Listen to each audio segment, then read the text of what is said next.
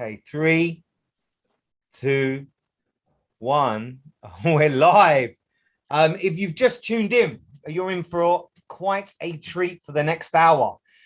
These are young people whose planet, really, you inherit the planet after we're gone, and we're going to discuss a great many things. I'm just here to coordinate things, but the chair is Charles Appleby, somebody who does something very special, and I'm going to hand over to him. You won't hear much from me. I'll just be in the background making sure everything works. So over to you, Charles. Thanks, Gary. Hello, and thank you for joining us. Big welcome to everybody for this special event. What do young people want from the Glasgow Summit COP26? So we started the year, we had a webinar in January, and at that webinar in January, we said we wanted 1.5 degree max. Now that at the time seemed to be a big stretch from where we were. So now we're just 6 weeks to go until COP26. Big question is, will world leaders commit to 1.5 or not? So this is actually the 9th of our 1.5 max webinars we've had this year about stopping global warming.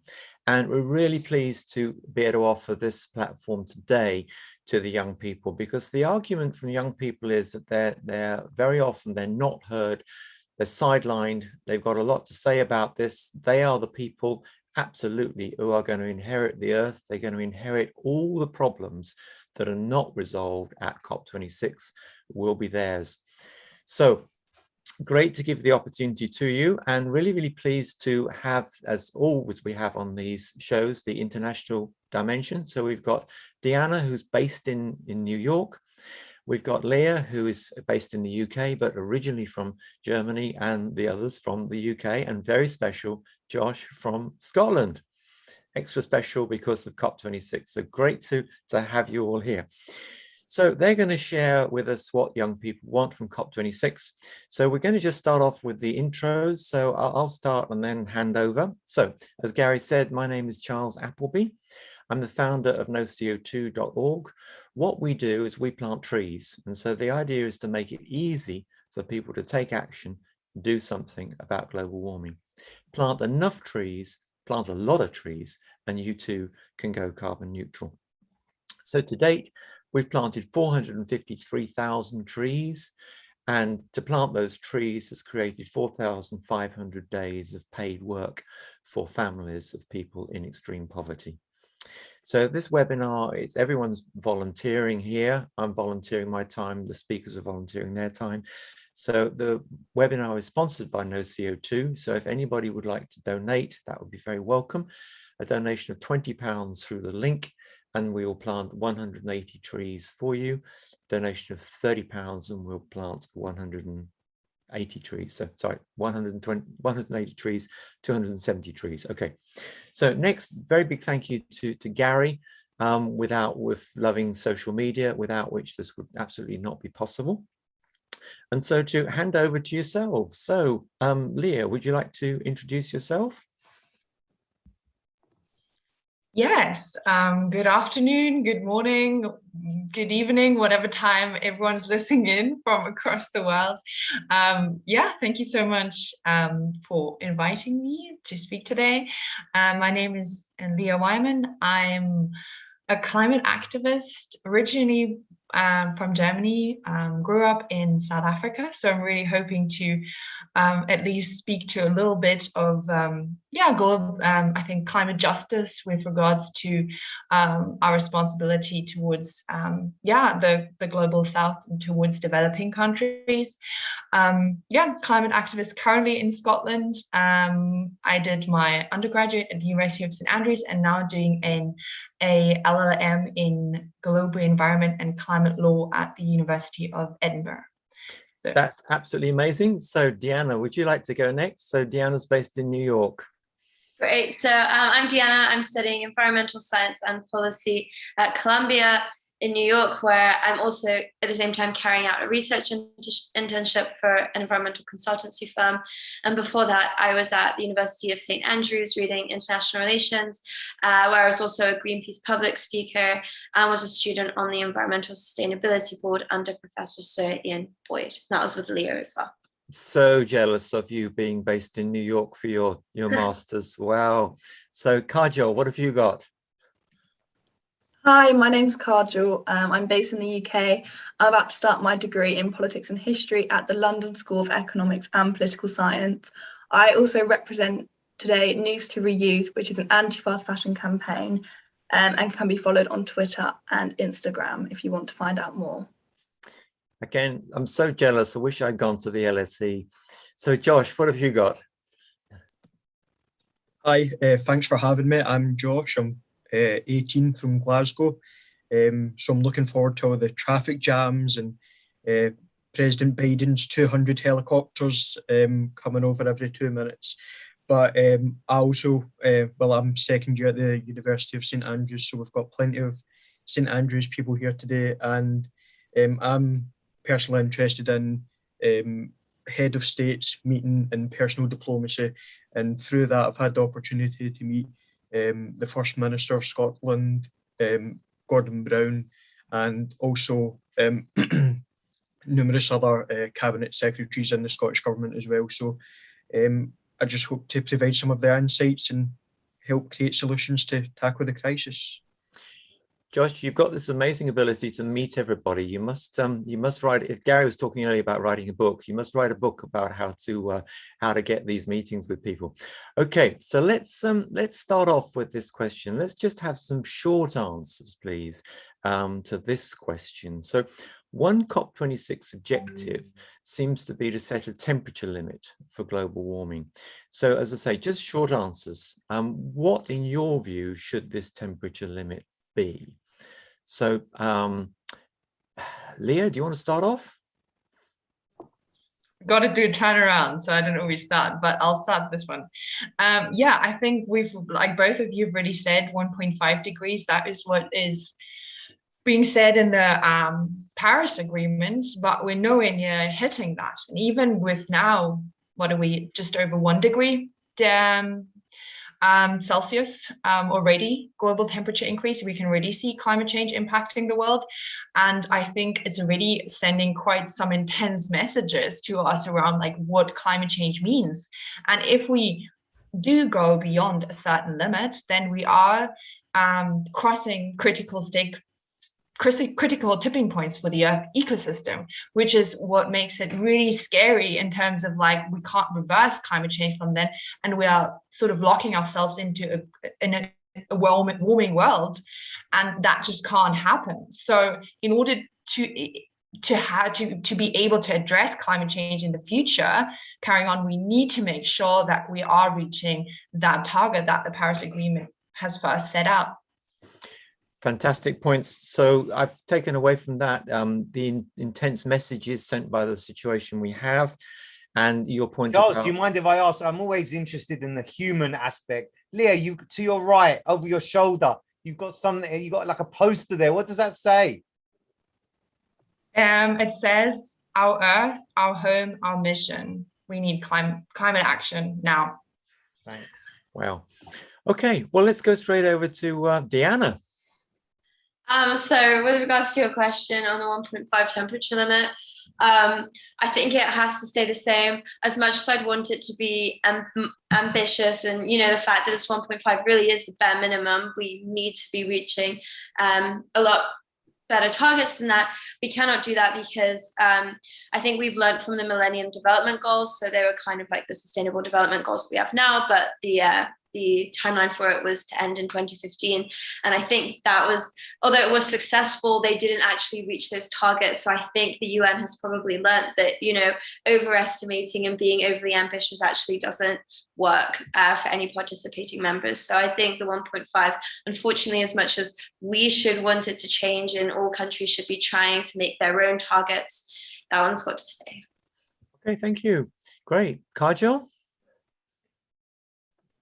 Yeah, I was actually going to just echo what Deanna was saying, because research shows that unfortunately, even with just 0.5 degrees or 1 degree more, there's going to be a lot of significant impacts on not just the environment, but actually for humans themselves. If people tend to think that changes to the environment won't affect them personally, but they do. They affect their people's health, they affect we've got microfibers that we're absorbing into our bodies, and we don't even know what the impacts of them are yet. You know, so if the changes are going to be there with 0.5 or 1 degree, then 1.5 really, I think, has to be the max. Super, great. And Josh? Yeah, exactly. I mean, I'm one of the first people who will say, you know, ambition, be ambitious when it comes to climate agreements, but you can't be overly ambitious, and I think you need to be realistic as well. So while I would like to see us, you know, work faster and get further, I think it's important to stick to the 1.5. And even, I don't want to sound, you know, pessimistic, if we slightly tip over that, I think that it's still so important that we have the 1.5 degrees so that it is something for everybody to strive towards. And also it has the benefit of the sort of guilt factor when we go over it. And I think that would possibly spur on further action, and some academic literature has shown that as well. Okay, so just to clarify, Josh, are you saying that if we go over 1.5, then we should seek to pull back to 1.5? Absolutely, 1.5. I think we really need to stick to this 1.5. I know in the Paris Agreement it says, you know, well below 2. Just forget to stick to the 1.5, and compared to the 1990 levels. And I'd also like to pick up here, it's a really interesting point you've made, Josh, to justify the argument of the guilt factor if the world does go over this. I think that's something that may be very relevant to what we're talking about later on. Okay, so moving on to another question then. There's big news this week has been about this survey. So a survey has been done by Bath University. It's a global survey of 10,000 young people, what young people think about climate change, and it's been picked up by every news source. It's absolutely everywhere, all over the news sources about this. So the BBC reported it this way. They said there's a new global survey illustrates the depth of anxiety many young people are feeling about climate change. So just like to ask, try and make this into a sort of a more personal question. And we've seen, some of us have seen the results of the survey, but if we make this into a more personal question to ask you how you're feeling about climate change. I mean, I can talk about my feelings later, and Gary, you as a father, you may want to contribute as well later. But let's start off with the team here. Deanna, would you like to go first on this one? Yeah, so I read the article that you're referring to, and I think the one thing that really resonated with me in this case was that many young people reported that they felt betrayed, ignored, or abandoned by politicians and adults. And I think that that is something that really resonates with me as well. It's the leadership that we've got right now that are tackling these climate issues are not really embodying the change that they want to see. They're not examples. I think if you ask many of young people in the UK, you know, who are our climate leaders, they won't know. And that kind of really does, it really shows that, well, who are we meant to be following? What are we supposed to be like? So I think that for me, I think that's the biggest takeaway, is that leadership has to show what we have to do. Gary, isn't that a fantastic clip? So that's going to be a video clip, Deanna. So absolutely. The news tonight. So Kajol, you have a go. Well, leading on from that, I think leaders have a responsibility to show people how they can make change in their daily lives, because if everyone makes a few changes in their lives, for example, if they decided to use a public transport or walk instead of taking the car to work, even if that was just for 2 days a week out of 5, if they decided to have one day where they went vegan in a week of 7, if they decided to buy fruit and veg loose rather than buying it from a packet, all these changes that people could make in their daily lives but are unaware of, they should be made aware of by the government and by their leaders. Great, that's a really great point. So, you know, the phrase there, they should be made aware of by the government and their leaders. That's such a great point. So Leah, over to you. Just building off of that, especially from what Deanna said, you know, something that makes me really frustrated and actually quite angry is the fact that we're being sometimes sold for stupid. It's all of these ambitions are being told by the government and by politicians, and then they just seem to be warm words. Why is it that we are saying, oh, we're committed to climate change, we're hosting a climate conference in our country, UK, but then we're opening up new oil fields to explore? And it's just those things that you look at and you're like, okay, but where do we see the action that we actually need? Where does that align up to? And that relates back to the question of leadership, right? In these times, we need, especially as young people who are anxious about our future, who literally have everything at stake here, we need leaders that will step up and say, we are actually going to do something, and these are the concrete steps that we're going to take, and not turn around the back and say, oh yeah, we care about the environment, about climate change, but then also we're going to open up a new oil field and we're going to support these industries and these practices that are literally taking away the ground from our feet, that are literally destroying and taking away our future. Josh, you've got a real hard act to follow here. Over to you, Josh. I mean, exactly. I think it wouldn't be normal not to feel worried or to feel even frightened. But I think this kind of perspective that humanity is doomed, eventually, if we sit around, we will be doomed. But I don't think that's the sort of view that the majority of young people actually take. I think it's actually an atmosphere of optimism and of hope. I've also heard a lot of young people say it's personal for them. I don't think it's personal. I think it's, well, for me, myself anyway, I feel like collectively, and not just for my generation, but also future generations. And I think that's what's bringing a lot of young people out into the streets. And also at the same time, it's not, just an anthropocentric sort of human angle we should be taking. We should also be thinking about biodiversity loss and our ecosystems as well. So yeah, and also just finally, from the perspective of being a Glaswegian, for me, I think actually the most anger is at the top level of sort of the political leadership, because there's unnecessary arguments and bickering between the Scottish government and the UK government, and really Glaswegians want to be heard in it. Young Glaswegians want to be heard, and Boris Johnson sort of taking away mechanisms for us to do that doesn't really help. Great, thank you. So I would just say that I was talking with my friend this morning, Martin, who's one of in the audience today, and what he was talking about, someone that he knows who really does feel, I mean, they're a bit older than you folks here, but they were really talking, they were really feeling this sort of doom and gloom about things. And so I just said to him, I said, well, look, Martin, what's this person doing about it? And the answer is they're doing nothing. So what I would say, if anybody's feeling a bit down about it, then just make contact with ourselves, make contact with one of the people on screen here. If you're watching a replay, make contact with someone, ask them what they think, what can they do. And Kajal here has got a whole list of wonderful things, easy things that people can do. And of course, my list of planting trees as well. So just get involved, do something, join a local group. There's local groups everywhere who are doing stuff. And with some of these local groups, you probably will be the only person who knows that that particular site is under threat, or a habitat's about to be destroyed, or something like that. Okay.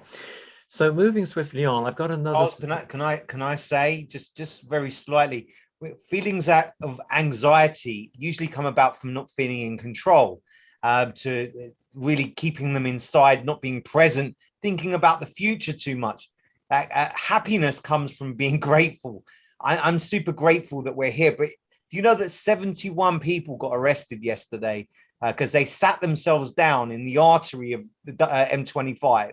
They just sat themselves down and said, I'm going to stop the main road of London. And they got arrested. That's a big deal. And it was somebody, they're called Insulate Britain. I'd never even heard of these people before. So I want you, all you young people, to know that people are willing to risk getting arrested for this cause. We want to fight together with this. And if you are feeling anxious, don't worry too much. This is why you're on here, so other people can see you And if you can raise even one person, lower somebody else's anxiety and think, oh, that Kajal, that Leah, oh my God, Josh, Diana, like, they're watching you thinking, wow, I want to be like you, just like the tennis player on the weekend. You're 18, 19 years old, and you're truly inspiring me. And I know Charles too. The fact that you're here, you're not afraid to speak your mind. So if there is anxiety out there, you're helping lower it. So that's what I've got to say.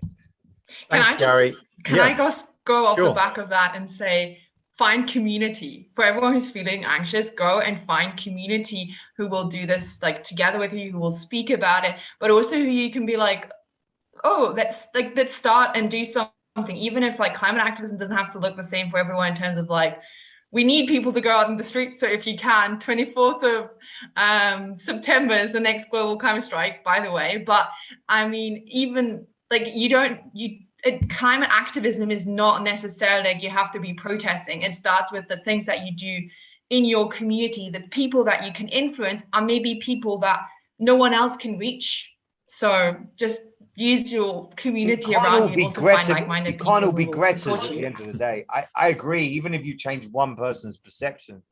Well, tell us about the like put in the Yeah. chat about the global climate strike, because quite honestly, I'd missed about that, Leah. Yeah, Kajal. I was going to add, in terms of community, think about joining campaigns. They're all over Instagram. You can join our campaign, New 3Us, if you're really passionate about being anti-fast fashion, because it does have a major impact on the environment. And I'll put our Instagram handle in the chat. You can just DM us. But it's not just our campaign. If it's not fast fashion that you want to talk about and you want to talk about something else, just go on social media, and there are people out there that will want you to join their campaign and talk about it. Absolutely. Everyone follow their passion. Now, I've got a surprise question here. So what Josh told me earlier is that Josh, he's already mentioned his meeting with Nicola Sturgeon. He's already told us that he's met with Gordon Brown. And I hope you're going to tell us more about that later, Josh. But he's also got a forthcoming meeting with Al Gore. So a little bit of a challenge. So Al Gore for me is a really, really big name, because he's the guy who did the 2006 video, An Inconvenient Truth. So this was the video which really told the whole world that there was a problem with climate change and something needed to be done about it. And so here it took about 10 years for the world to really do something, which it did in 2015 with the Paris Agreement. And then since then, we've had another 5 or 6 years where, you know, as people have very articulately said here, there's been a lot of faffing around, a lot of talking and not enough action. So the challenge is, come up with a question. What question, we're going to just think about this now. We're going to have the questions later. What question would you put to Al Gore? Okay, if you were Josh, what question would you put to Al Gore? So everyone in the audience, please put your questions into the chat as well. Then later on, we're going to get Josh to review the questions, and he's going to choose some questions that he'd like to ask. Okay, so that's the challenge. Okay, so now moving on swiftly on to what we were talking about. The key question for the day is, what do young people want from the Glasgow Climate Summit? As I say, we've had the 9 webinars. In January, we talked about 1.5. Then we had Earth Day, 22nd of April. And for me, this was the day when the world said it wanted to stop global warming, inspired by Joe Biden. Then in June, we talked about the G7 meeting in Cornwall, and that was critically important because that meeting, the G7 actually said they wanted to limit global warming to 1.5. Then in July, we talked about what's going to be required to persuade world leaders to go with 1.5, and now we're just within 6 weeks of COP26. So over to you, folks. What do you want at COP26? So who'd like to start? Diana. I can start with, basically, I kind of surveyed my class here at Columbia to get a broad sense of what they wanted to see at COP26, so not just represent my own opinions. And it definitely seemed that they wish to see more achievable and shorter term targets. And then they think that by doing this, there would be a better sense of accomplishment to create this sort of positive feedback loop. And there was one classmate in particular who actually kind of dissected this plan further and thought about how, rather than say, oh, we'll be carbon neutral by 2050, say, no, this is how much needs to be cut from your particular country in 2 years' time. And, have those specific detailed points to work towards, as opposed to get to like 2048 and be like, wait, we actually have to reach that carbon neutrality now in 2 years. Amazing. Put me in contact with this contact of yours, because I've got my spreadsheet. I've got my spreadsheet of what everybody should be doing, and it's not difficult. You can work it out. That's just amazing. I love the concept of these shorter term targets. It's just so important. Okay, so Leah. Yeah, actually that works quite well, but I wanted to mention the national determined contributions, which are basically the targets that need to be decided to set the Paris rulebook from this coming COP. And I think that something really important to notice is that this conference is really, really important as a follow-up from Paris, and we need it to take on well, firstly, that ambition from Paris, but actually ingrain it into action. Because even though the Paris Agreement is an ambitious agreement in some senses, it's not like our emissions keep rising, and that's a problem. Because what are we doing these global conferences for if people are flying in from all over the world, if it's not changing our climate and not taking the steps around like making it sure that the warming is reduced, and that's a big question. How can we actually set those targets into action points? And I like that term also, and actually short action terms, not just talk about 2050, because the leaders that are sitting at the table now, do they really care about 2050? I'm not really sure, and I'm not really convinced about that. So how can we make sure that there are targets that are actually setting the stage for, the next 2 years, the next 5 years, 2030, something along those lines, to actually have, countries come together and commit to what their country is doing, because that will also help set the legal framework. Because even though the Paris Agreement is international law, how can we make sure that this international law is then also nationally supported with what each country says they're going to do, so that then there are citizens that can hold these people accountable and say, okay, well, you've committed to this, it's in our legal system. So yeah. Okay. I'm going to bring in Josh in a tick, but just before that, you can, guys on the audience, you can sit at home and you can check some of this data yourselves, because you can look at the website, which is the CO2 emissions as measured at Mauna Loa in Hawaii. You can look at these yourselves, and what's absolutely shocking is that the number now is 420 parts per million of CO2. If you don't know how to read the chart, you need to look at the May number for each year, because that's the highest number. Look at the May number, and I should have looked this up, but the number in 2015 I guess was really quite a lot lower. This number keeps on going up and up and up, and if the world is going to make a difference, we actually have to hold this number at a level. So Josh, over to you to follow on from Leah. I think the points have been made that so far are right on the money. I think it's all about having nearer term carbon targets. A lot of the time, I know that political systems tend to prefer short termism, and that's by their nature because of the fixed terms of parliaments across the world. And so they tend to forget about the long term, so they really have no excuse not to take on nearer term targets. And also as well, what I'd like to see is for the agreement to be legally binding, and that there are repercussions in place for non-compliance.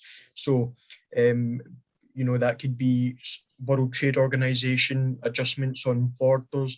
It could be a wide range of things, but obviously it's about getting the consensus around this is necessary. Everybody needs to follow by the rules, and if you don't want to follow these rules, then don't join the agreement. It has to be as simple as that. Okay, now I heard someone talking, let's open this question up to everybody to comment on. I heard someone talking who was part of the a British diplomat, part of the 2015 negotiations. And what they were saying is that if the Paris Agreement had been made legally binding, then a lot of countries would really have walked away and would not have participated to the extent that they have. So that's what I've heard. Who else would like to comment on that? Deanna, you were nodding. Is that something you know about? I definitely have studied this in the past, but yeah, just legally binding documents are not, it's definitely not something that all states would have signed. And especially, I think, everyone walked away from Paris thinking this is the most successful thing. This is the first time everyone has come together and everyone has agreed. But the only reason they agreed was because they're not being tied to it, unfortunately. Okay. Okay, we'll come on to Kajal in a minute, but what I would say is that from my experience of life is that if you're going to have a target, which Paris is, then what I would have done, I would have set the target with a 20% at least contingency, because you always get some people, this is life, isn't it? You always get people who say they do it and they don't, either because they can't be bothered or they're just not up to it. So to cover that situation, I'd have set the target 20%, 20% stricter than needed to allow for people who didn't perform. And I think that was a big mistake, to have all the numbers trying to add up. So that was to me a big basic mistake. But anyway, anybody else want to comment on the legality of this thing? Otherwise, we'll go over to Kajal. Well, my point links quite closely to what Josh was saying, I think, about with governments having short terms, then when the government changes, the long-term policies are often forgotten. And I think a solution to this would be implementing something like what Wales has got in all the countries, which is called a Future Generations Commissioner. So this person would be an advisory role to the government, so they're not affiliated with any political party. And essentially their role is to think of sustainable policies for the future generations and then tell their government to implement them. And I think with the woman in Wales, she's called Sophie Howe. I was lucky enough to interview her, and her entire initiative was about green policy and how green policies will affect everyone in multiple ways, such as through finances, through their health, through their education.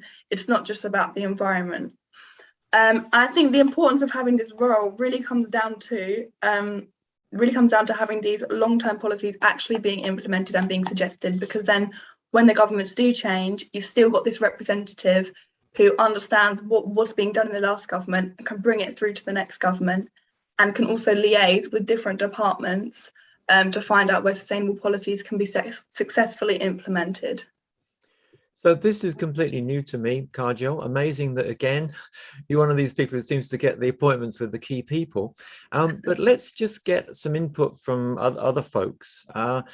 Is this something that's relevant to Scotland, to the US, to Europe? Is it relevant to other places besides Wales? This idea of this Future Generations Commissioner. What's the comment on this, folks? I mean, I think it is relevant, because we need to look at, well, how can we actually have some sort of safeguard this, to bring it a little bit back to law, and how to make this actually legally binding in some senses, is that we actually need some agreements. If you look at, there's a really great example looking at of a great success story. We have to talk a little bit of some hope success stories as well. In spring this year, in the German Constitutional Court, which was brought forward by young people there to say, well, the targets that were set by Germany are not compliant with both what is said internationally and what is being said nationally, and actually was a successful court case to take the German government to court to say, well, you're not reaching the targets and the agreements or the things that you're saying to do.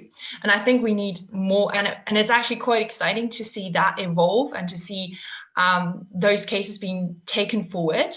And it goes to show that the Paris Agreement does have saying more than just an agreement. It is also, it does have some say, but it just also depends on what locally is being then decided, which is why this COP is so important, because this is about the national contributions and the national targets that everyone's setting, and what is being nationally set into their country law can be taken to court and can be challenged. And that's the framework what we need, because we need people to be able to say, to be able to have something to hold on to say, okay, well, as a government, you said you're going to do this.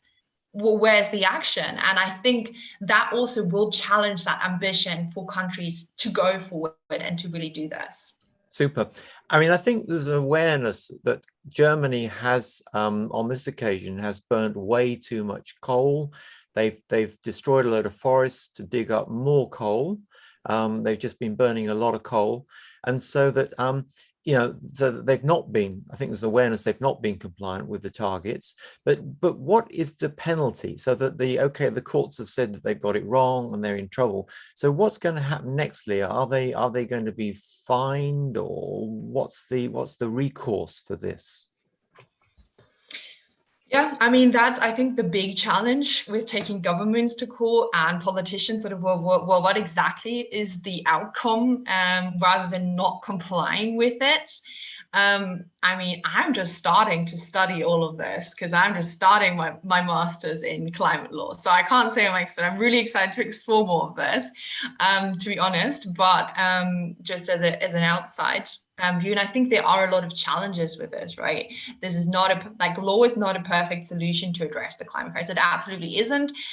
Taking anything through court takes ages, costs a lot of money, and there are a lot of barriers to it. So it's not an ideal situation, but it is sort of a stronghold to say, okay, well, this can't happen, right? And it doesn't just go with climate change. It goes with environmental pollution. It goes with sort of the health impacts that people are experiencing from climate change.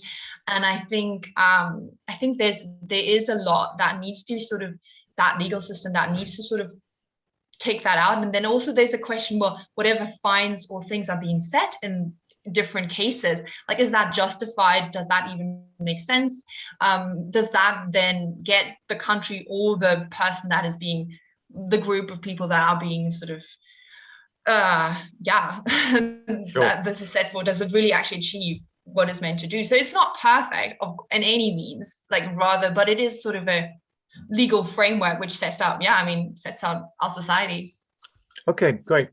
So we're going to move on in a minute to people's other points, but just before we do, Gary, do you remember last month we had Georgia Elliott-Smith? So she lives in North London. She's taking the UK government to court over the ETS system and over the pricing that's been set. So Leah, you should get together with Georgia, because you could with your energy and your growing legal competence, you could really help Georgia with this, because I mean, she's literally taking the UK government to court. And the way she explained it, do you remember, Gary?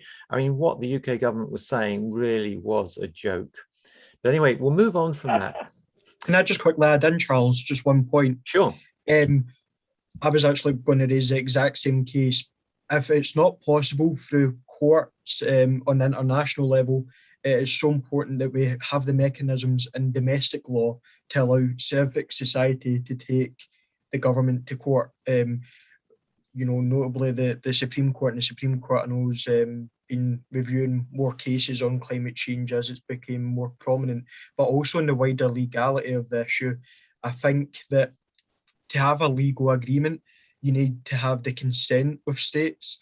And sure, that's not happened before, but I think now, particularly with China from previous agreements, particularly Copenhagen, was embarrassed at the way it behaved, and it had repercussions in the Asian continent with its partners, particularly in India. So I think that there is, more consent. I think we have that.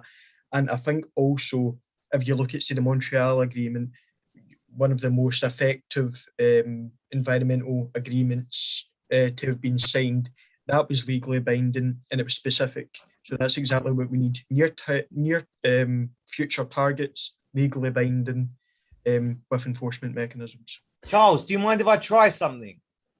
I'll only take a second. Do you mind if I ask the panel, if we all do this in one, that there's a few solutions to the global crisis. If you believe that what I'm about to say is really difficult to solve, I want you to put a 5 or a 4 or a 3 or a 0. It's easy to solve. So us using fossil fuels, how difficult do you think that is to solve out of 5? I'm going to put a 4. How difficult it is. Can you clarify? So 5 is like really hard to solve. That is really tough. I think we won't be able to solve that one. I'm interested. 5, 4, 3, 2, 1. Oh, a 3. I would say. How about using renewables? No, wait a minute, Gary. Tackling fossil fuels should be really, really easy. It should be really easy, right? Should be easy, yeah. Should be. No need for 5s and 4s here, guys. Carry on, Gary. All right. Using renewables. Like, how difficult do you think that is? Oh, awesome. Like, I don't know if you know, but you can tell your parents to use certain electricity at home and it's renewables. Overpopulation. Yeah, that's a tricky one. Deforestation.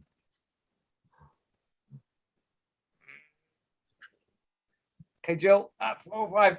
Educating the world. That's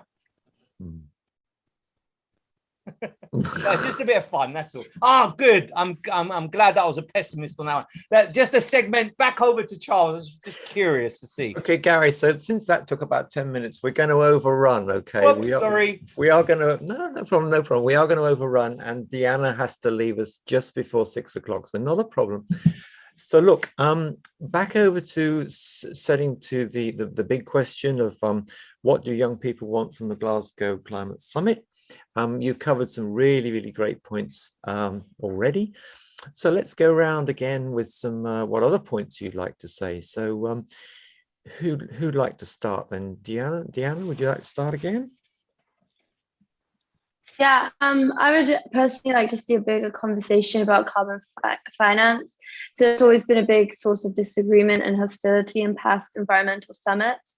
And like the Kyoto Protocol and the Paris Agreement, they both called for financial assistance from parties with more financial resources to those that are less endowed and vulnerable. And this is obviously looks for the common but differentiated responsibility and respective capabilities, which promises an investment of $100 billion a year. But climate change is becoming increasingly costly and requires large-scale investment. So it's now up to the world's financial experts to work out a way in which we can pay for it that is fair to all and does not put the disadvantaged in poorer countries in that position. And also, I think that we can go beyond these standing committees and this Green Climate Fund to actually reflect and review on what's currently working, what's not working, and how can we actually make renewable technology cheaper? You know, how can countries come together and collaboratively come up with a way to solve it? I mean, I think there was an example I read the other day, and it came from Pacific Islands joining together. They managed to lower their cost of renewable energy by 70%. It was something like that, just for the fact that they came together and they were like, okay, this isn't going to be a single state problem. This is all of our problems. So how can we invest together? And I think that's something that's missing that I really like to see. Okay. I'm going to ask you a question in a minute about the $100 billion a year and why you think that's not being forthcoming. But first of all, I just want to say what a fantastic point this is. The fact that, you know, we know climate needs to be paid for, and this idea of going to the finance experts and saying to them, look, you know, you guys work out how to pay for it. I mean, instead of us having our own spreadsheets and back of an envelope, and looking at the impact, let's let these guys do it. I mean, it's been done in the UK for coronavirus. We've had a whole load of plans that have been put into place. Okay, it's cost money, but you know, let's get this as exactly as Deanna says. Let's give the job to the experts. But let's come back to you, Deanna. the $100 billion a year, I mean, it's a lot of money, but in the scale of things with all these big countries, how is it really that big a deal? What do you see? Do you know anything about, Deanna? Do you know anything about the blockages as to why it's not happening? So I don't know specifically about the blockages. I can imagine that I know that the $100 billion was meant to be done by 2020 and obviously wasn't met. And that was scaled up from 64 billion in 2014. I'd say probably some of it was to do with us being in a pandemic, sort of the change in financial in avenues. But I know that there was a roadmap that was created after Paris on where this $100 billion was going to go. Obviously, a lot of it isn't being carried out now, but I don't actually know why the states are failing to meet these promises. Okay. But okay, great, thank you. So who's next, Leah? Yeah, that works really well with the next point I wanted to make on climate justice, because when we talk about who are the countries that are most vulnerable to climate change, whose literal existence is at threat, and then comes to mind obviously small island nation states, but also African countries, and yeah, other countries all around the world that I think are really already experiencing the effects of climate change quite seriously. And for them, well, for all of us, it's an existential question. But I think what we really need to be discussing at COP is looking at that climate justice, looking at what sort of, the rich nations, what's moral responsibility do they have to actually support countries? Then we can talk about, yeah, the 100 billion, I don't know, is that actually 100 billion per year? I thought it was per year that needs to be committed. But then we'll also talk about loss and damage. And I think that's a really critical discussion that I've been having with a few other students from around the world in an international group that's formed, is called Scotia Group, that's looking at the success of COP26. And we're actually putting forward a policy proposal to the COP, to the UK COP presidency to address loss and damage, specifically how to look at how this could be a uniting factor for our world. Because yes, we have all of these borders that separate us into different countries, but we're pretending to be sitting on different planets. I mean, come on. Yeah, everyone has their own diplomacy of what's happening in this country, what's happening in that country. But at the end of the day, we are one world. And if something's happening in one country, it's going to affect us here. Yeah. So we need to be working together at this. And we need to be addressing loss and damage and climate change, and how to support these countries, and how to provide technical support and project support, financial assistance, but also to actually build that community. Because in the end of the day, it's not just some power exercise of who's the strongest nation in the world. No, this is our whole world, and the US or Europe or China, with like, I don't know, we're not sitting on a separate planet. It's all of us together in this. And I think we need to have that sense when we come together at COP26. Great point. I mean, as individuals, I think people in the UK and the US too, in particular, I know people are very, very generous in terms of helping people in need. We've just had this with refugees coming from Afghanistan. And yeah, the thing needs to be on a bigger scale with climate. But I think this question of the moral responsibility to help people whose country has gone underwater or has collapsed because of this is just such an important point. So, Kajal, over to you. Yeah, in relations to that, actually, looking at what countries can do to help out each other. As I've mentioned, I'm part of a campaign called News to Reuse. It's anti-fast fashion. And for people that don't think that fashion affects the environment, then you're wrong. Unfortunately, you are wrong, because 1/4 of the projected carbon emissions by 2050 are going to be down to the fashion industry. 1/3 of fish in the English Channel have synthetic fibers in their guts, and 60% of clothes are made out of synthetic fabrics that have got petrochemicals in them. And these, they don't decompose, they don't disappear. They degrade into microfibers, which are tiny little things that then exist in, for example, in the ocean. They are helping going into the fish, into the animals, and they're also being consumed by us, which is having detrimental impacts on our health. Research is showing that it can be linked to cancer, it can be linked to DNA damage, it can be linked to problems with your gut. these issues are something that I'm going to say developed countries know a lot about. The experts know about it, but they're not shouting about it enough, and they're not helping developing countries enough in that respect. So I think that a lot of it does come down to, if you're looking at fast fashion, it's about data transparency from the government. It's about telling people what impact the clothes that they're buying is having on the environment. You could do that by having QR codes on labels. People have to simply scan it. It will take them and it will tell them where it's being made, what fabric's being used, what impact that's having on the environment, and people can think twice about the clothes that they're buying.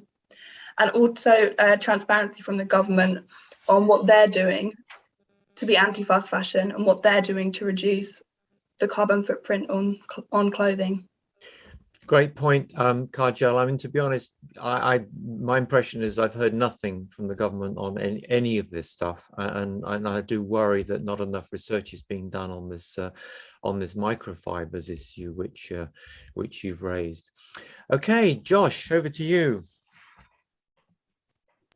Yeah, specifically on the issue of 100 billion a year from 2020, I think that what I've learned from Gordon Brown is really pertinent to this, because, you know, he's a finance man. He was Chancellor of the Exchequer for, well, he was actually the longest serving Chancellor of the Exchequer. And this is one of the key points that he talks about.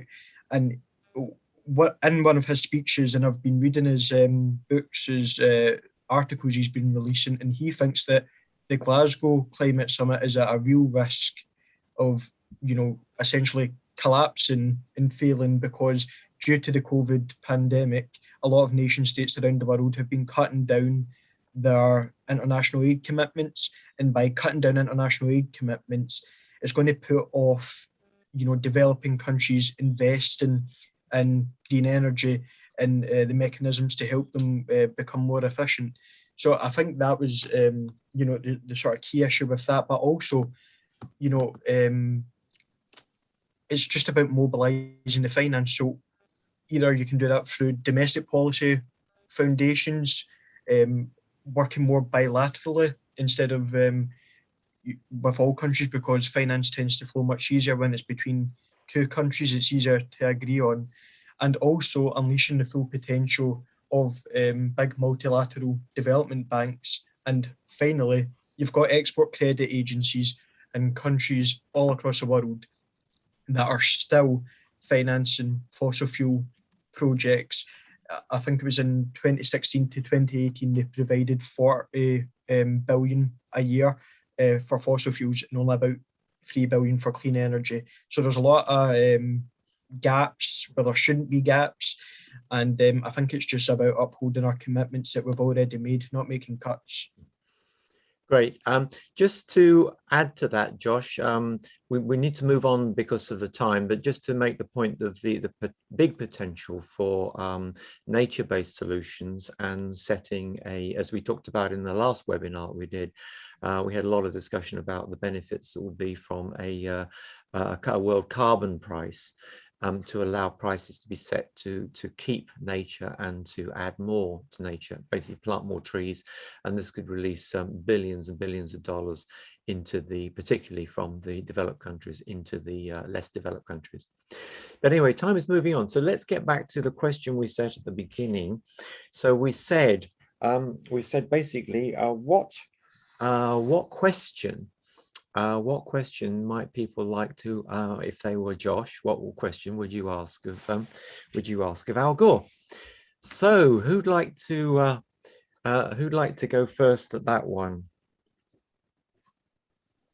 I think I have a lot of questions. I've been writing down a lot. I think the first one that I wrote though was, what advice would you give your fellow leaders, so your friends, kind of like your peers, on what to say to young people, or to embody being a leader, and how that could change. So yeah, primarily about leadership, I think. Okay, who's next? Mine would be, why has it taken leaders so long to commit to making only small changes to the way that they're dealing with climate? Okay, I think something, I mean, there's so many things to ask, but something I would think would be really interesting to ask is to ask him what he actually thinks about the current COP process, and how can we actually have a conference of the parties that doesn't just create emissions, but that is reducing emissions. And how is there even a possibility to get nations together in the sense that they did after World War II to rebuild the world? Because what we need right now is to completely rebuild the world and our economic system. So we almost need like a second Bretton Woods that really completely changes the way our world is functioning and our economy is working. And then, well, how do we do that? How can we create these big economic changes that we need? So I think having a discussion around that would be super fascinating. So yeah, this is the energy of you young people I wanted. Rebuild the world. Yeah, let's go for it. Okay, so Josh, my question is going to be on the lines of, it's a little bit of a slightly barbed question, but so Al, you know, we don't want to go back over what you regret following 2006, but let's instead talk about what you've learned from 2006 and what happened after that. Now the climate position is so much more intense than it was back in 2006. What do you feel that you've learned that's relevant to the situation now? And what would you want done in order to really make 1.5 achievable as a success? Okay, Karjo? Sorry, I thought of another question. I Great, go for it. Put it in. Is it possible for countries with split ideologies, so for example, America, Republicans, Democrats, very split, is it possible to reach partisan agreement on climate change? Great. So Josh, we haven't got time to answer that now. We're going to come back to you because Deanna's got to leave us. So Deanna, your final summary, final thoughts, please, before you leave us. Go for it. Maybe a magic one question. No. She's just got to let her have free space. Free space, Deanna, all yours. Yeah, I hope that this call has inspired some of the attendees to do something, to join an organization, follow a page.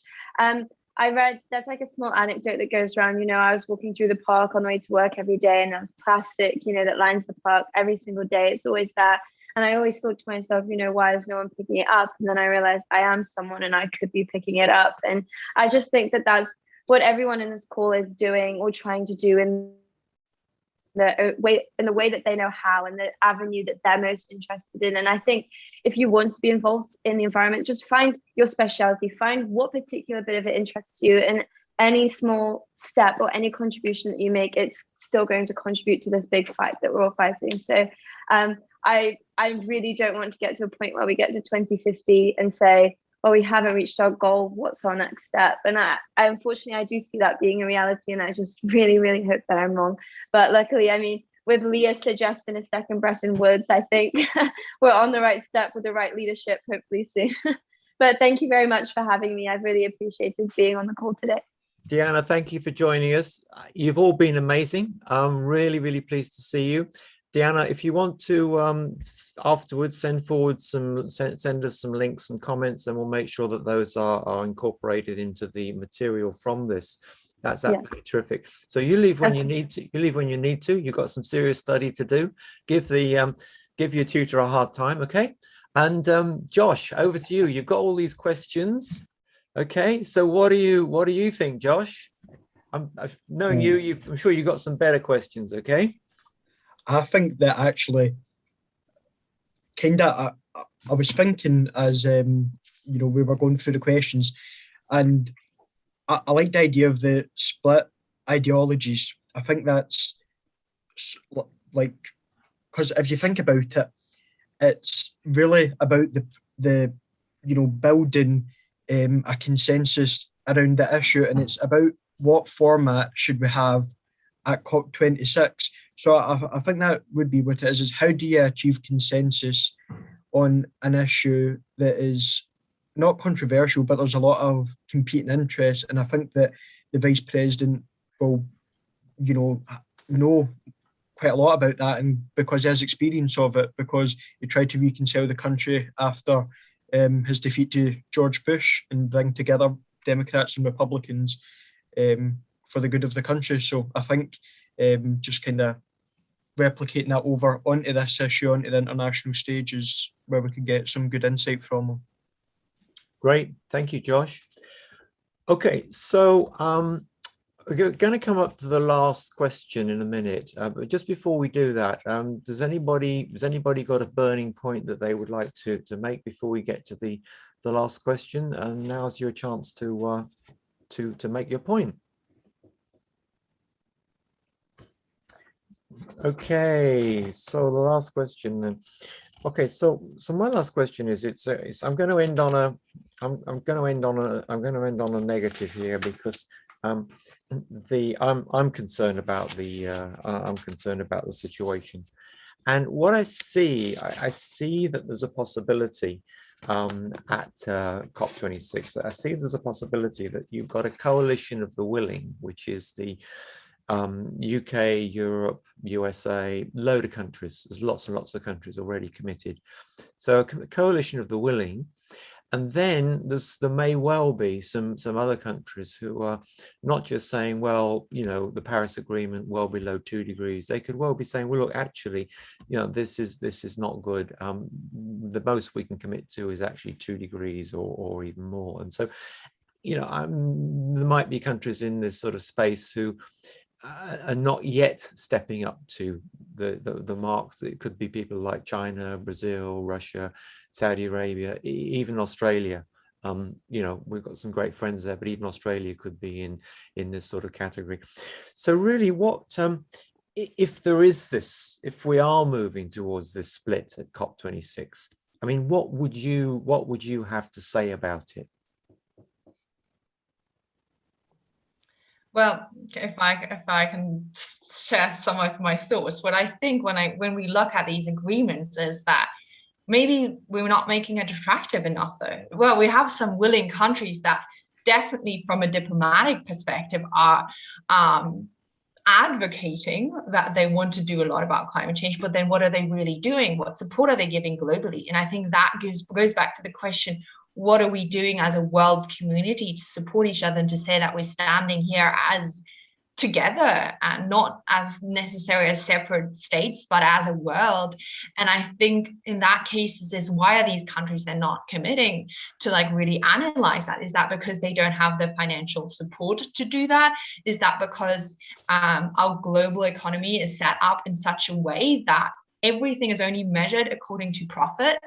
Is it in such a way that the price that we currently have on our products is not reflectant of the price that it's having on the environment, on our future?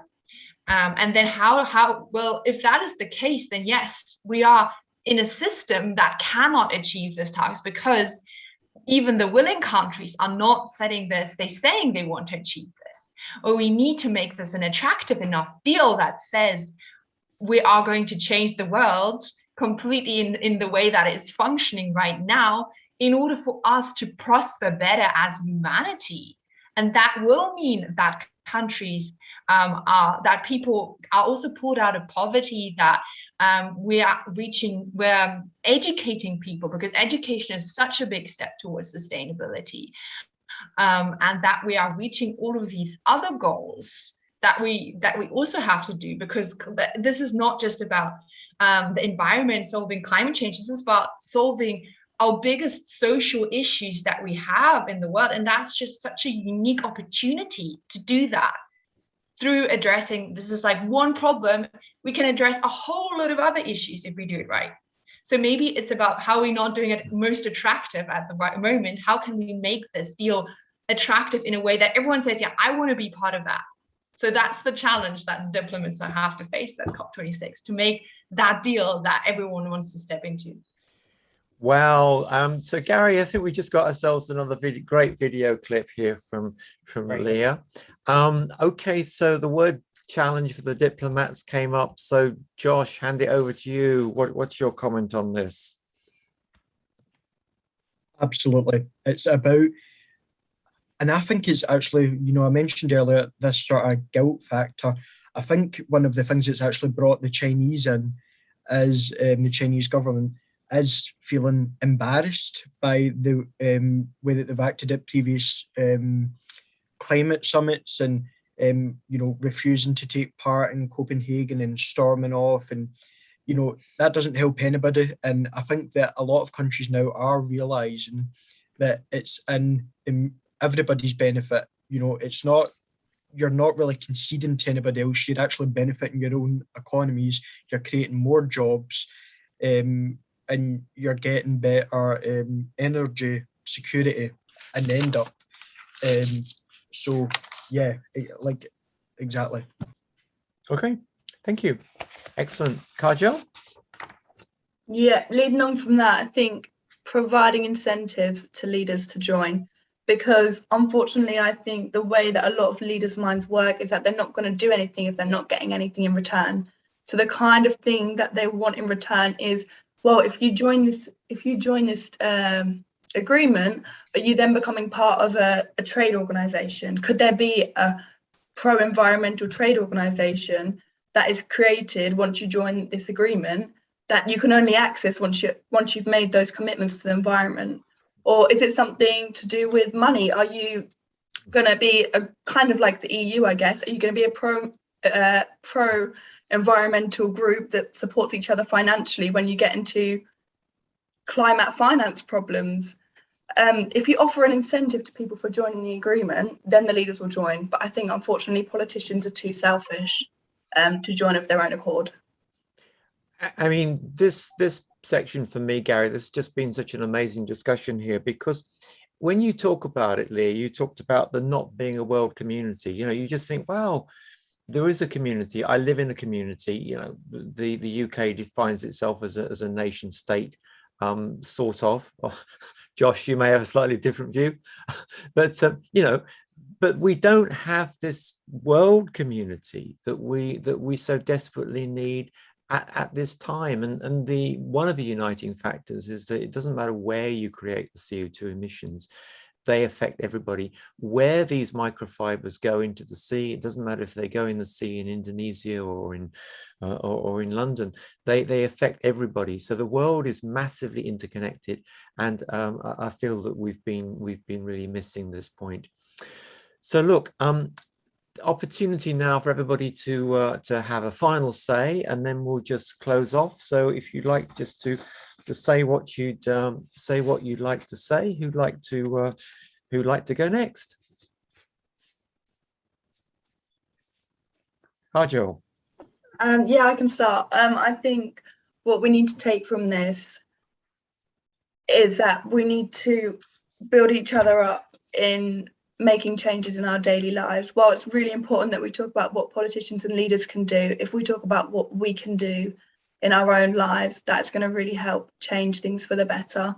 We can all do things, we can all make improvements. Even if you're already a full-time vegan, I'm sure there's something you can do to make an improvement. So have a look at your daily life, evaluate whether you're using the most efficient transport, whether you're eating the right kinds of food, whether you're reducing your single-use plastic. It doesn't have to be everything. You don't have to be a full-time vegan to make an impact. You don't have to change your life so that it hurts you in any way.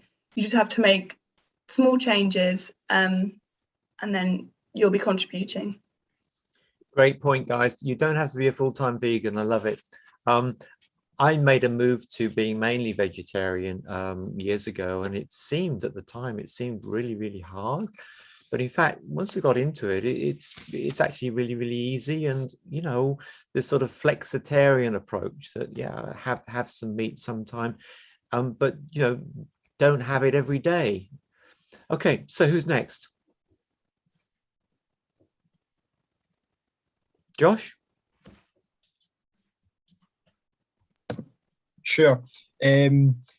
First of all, this is exactly what we need, is people coming together and discussing the solutions. And, this is a young person's panel. I don't think that young people are any more important or should have any more say, but I know for certain that young people are very energetic.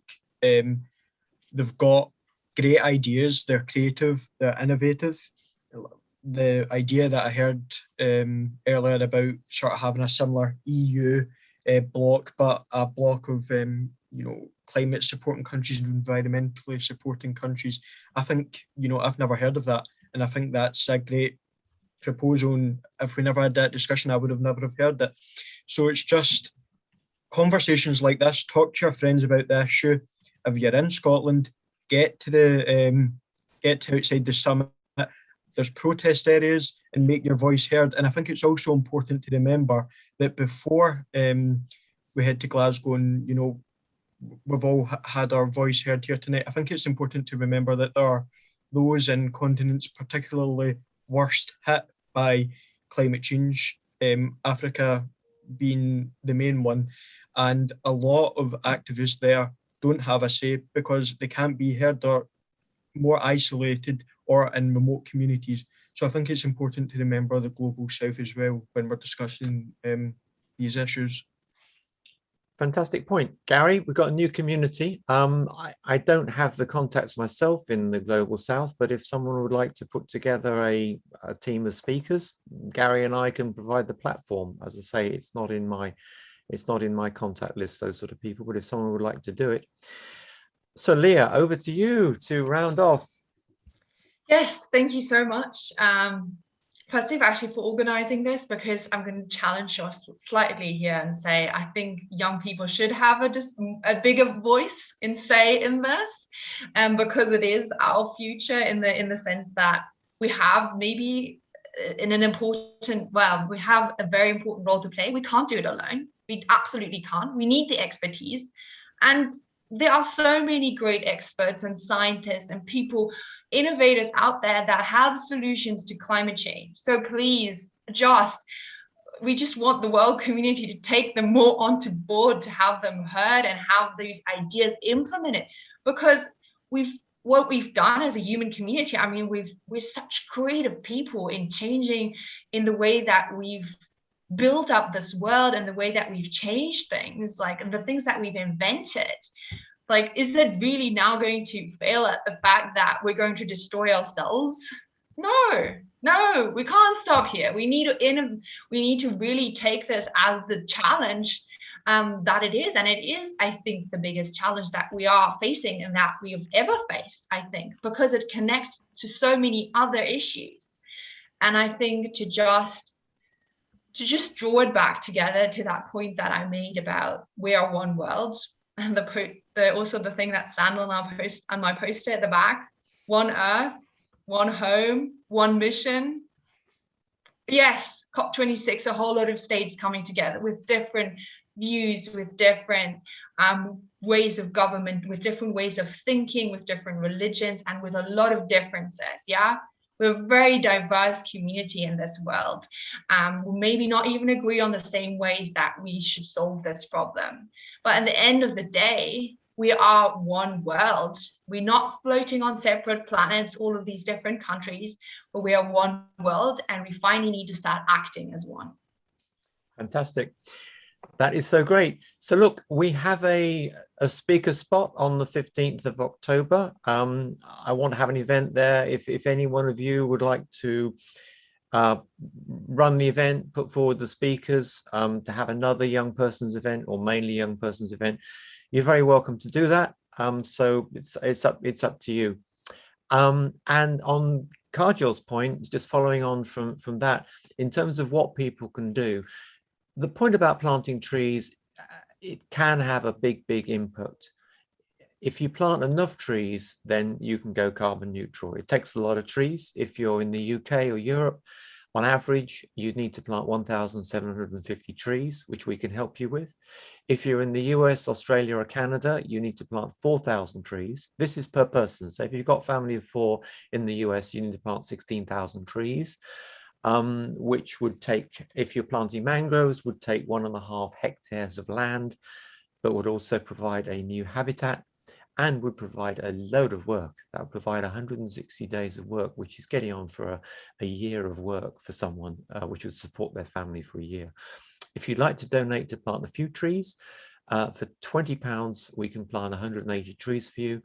For £30, we can plant 270 trees. Look us up on noco2.org. So thank you to our wonderful speakers. Huge thank you to Gary for running the tech, keeping us on track. And advance notice here, there will be an event on the 15th of October If you want to put some people forward, if you want to join the event as a speaker and say some stuff, that would be fantastic to have you back. And then really, really special, what we are doing during COP26, Gary and I are going to be running a midday webinar. So at the moment, we're planning on 3 days a week, Monday, Friday, and Saturday. For each week of COP, we're going to have half an hour. So if you're going to be at COP in any capacity, you can join as one of a couple of speakers we want actually inside COP. Then we're going to have other people commenting. So if you'd like to join as a commentator on that news, we'll be reading the papers, reading the news, getting speakers live, commenting on it. So it's half an hour nominal. And if it's really exciting, Gary won't mind if we go on for an hour and a half. So we're going to have a great time, and we're going to have the swingometer of progress, which Gary and I have got to work on, but there will be a swingometer of progress. And so we're all going to have a lot of fun, as we always do, and we're going to have a great time. So if you'd like to be part of that, then do let us know. Okay, any final points from anybody? I want to acknowledge you, Charles, for your energy, the amount of time and energy you put into this. It's just unmeasurable. Guys, he really is fantastic, and he just focused on solving this global crisis. So Charles, thank you so much for doing this. And I want to acknowledge our speakers. You could have been doing something else, and if we've done one positive thing, I think that's pretty much worth it. Can I just close with one very quick thing? If you could change something instantly with one wish, with rubbing that genie, what would it be? Kejo, tell us, what would you change just instantly, just like that? Data transparency on fast fashion. Can happen. Leah? I would actually instill a little seed of kindness and compassion into everyone into the world, because if we have that, and unless, like, if the world would be less selfish, but more about thinking about each other and how we can support each other, I think we can do this. I'm filled with warmth for that one. Josh? And lastly, I think open your ears, listen to what people have to say, value other people's opinions, other people's perspectives. And, you know, we're all from different places, we all have different backgrounds, but this is a common issue, and together we can create a community and tackle it. I think if you were anxious before about the global crisis, you're not going to be anymore, because you guys are the future, and I've got real confidence in you. Charles, you want to wrap it up, sir? Yeah, I'd just say, Gary, my answer would be is that what I'd like to see is that if at COP China were to commit to 1.5 degrees, because I think then the waverers, any other waverers, are then going to say, well, look, you know, there's just no point. The combination of the UK, EU, America and China all on the same page on 1.5 is going to just make a massive difference. So we'll know in about 8 weeks now as to whether it's happened or not. So by the 15th of November, we will know. Let's hope we're able to have a wrap-up session. So again, thank you to the speakers for your amazing comments. It's been absolutely wonderful. The event would have not happened without you. Thank you so much for your time and effort. Thank you, Gary. And Charles, I just want to say that next, if you're thinking of giving a gift, then donate.noco2.org.access is right there. Buy somebody a tree. That would be nice. Have a lovely evening, everyone, and see you on the 15th. Thanks, guys. Bye. Thanks. Okay, that was pretty awesome, guys. I'm gonna stop our broadcast.